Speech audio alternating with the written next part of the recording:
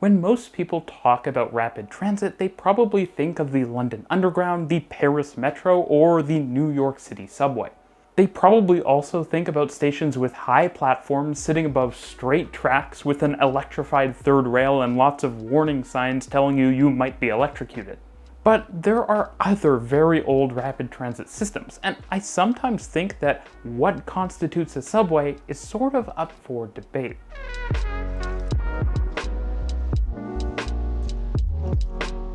One of the things I always like to remind people is that the original lines on the London Underground, you know, the tube, okay, well, actually the subsurface lines, they actually use steam trains historically, specially designed steam trains to be perfectly clear, which interfaced with specially planned tunnels, but steam trains nonetheless. So much of what we know about subway systems is really just the result of a century of convergence. Take Budapest M1 for example. It's one of the oldest metro lines in the world, and the oldest in continental Europe, and it's still operating like it did historically, with short, low-floor trains that have a third rail that's mounted on the ceiling. And while this might seem unusual, as it turns out, a lot of old subway systems that I've talked about, including Barcelona and Buenos Aires, started their systems with and continue to use overhead line power for electrifying their trains. What's funny is that even though many middle-aged systems use third rail for power, the newest systems tend to use overhead line once again, so we've kind of come full circle on this issue. Although some places, Germany for example, still don't really extensively use overhead line for powering subway systems, for historical and construction-related reasons. I should say that there have also been electric locomotives used for rapid transit, again on the London Underground. And actually diesel locomotives on the Abuja Metro much more recently. Although calling it a metro is probably not exactly accurate. In fact, it's much more reasonably branded as LRT, of course. Now, it's certainly the case that the oldest subway systems had very restrictive loading gauges. Most famously, again, in London, but the situation is actually even more extreme up a bit further north in Glasgow. And of course the older systems in places like Paris, Berlin, and Madrid use trains which are quite a bit narrower and shorter than the larger trains used on modern systems, from Hong Kong to Sao Paulo. For comparison, while a Glasgow subway train is around 2.3 meters wide and just around 40 meters long, modern subway trains are often in excess of 3 meters wide and nearly 200 meters long. That provides over 6 times as much floor space in a modern train versus an old-timey train. It's worth mentioning, as I have in previous videos, that rubber tires actually also had a bit of a rapid transit moment, with Paris retrofitting some of its lines in the mid-20th century and spreading its influence to systems around the world, from Montreal to Mexico City. And while not a lot of new French rubber-tired metros are being built these days, tons of Asian cities are building new rubber-tired rapid transit. Of course, the way actual subway right-of-ways has been built has also changed a lot, and then not that much at all. Cut-and-cover construction was truly all over the place when subways first entered the scene, from London to New York, Spain, and Japan.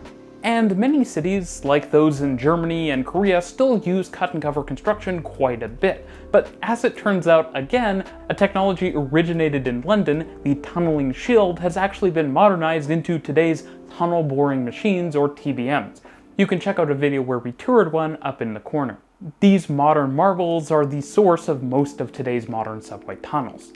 Elevated transit has also evolved, from grand steel structures in Paris, Chicago, and New York to much more modern and less rumbling concrete structures used all over the world. The stations have changed a ton too. While narrow wooden platforms, curves, and columns right up against the train used to be common, today's stations tend to be wide open and unobstructed, often with platform screen doors or gates to protect people from falling onto the tracks. And to be perfectly clear, this has been a massive win for accessibility. While basically none of the oldest rapid transit systems in the world are 100% accessible, virtually all new systems are. Now, if you're enjoying this video and wondering how it came about, one of my patrons actually recommended I do a video talking about some of the oldest systems in the world and what we've learned in our over 100 years of collectively building subways. If you too want to join in on the behind-the-scenes conversation, consider supporting the channel on Patreon. For example, one thing you basically never see in modern metro systems are loops to turn around trains. These exist in a number of older systems like Paris, New York, and London. And these really harken to the era when the main form of urban rail transportation was the streetcar or the tram, and these vehicles used loops of track to turn around, at least some of the time. This old way of designing rail alignments isn't used anymore because modern technology and subway operations means that they wouldn't be all that useful, and frankly they take up way too much space underground, which costs a lot of money. You'll also notice that in, let's call them, a lot of middle-aged subway systems like Sao Paulo, Delhi, and even Toronto, that the gauge adopted for the system was the same as traditional main lines in the area. In India, that was Indian gauge. In Sao Paulo, that was the mainline gauge used in Sao Paulo, 1600 millimeters, and in Toronto, that was the unique gauge used on the Toronto streetcar network. Interestingly, new subway lines in all three cities all use standard gauge in a bid to use more standardized train designs, even if the idea of an off-the-shelf train isn't really a thing. Ultimately, after over a century of building rapid transit, some things have changed and others haven't. And I think it's really interesting to reflect on the historical and geographical motivations for some of these changes. I think this has a lot to teach us about how transit modes can evolve over time, as well as the fact that there are many paths technology can take forward into the future to further develop. Sometimes the things that we expect to work the least are the things that do. Thanks for watching.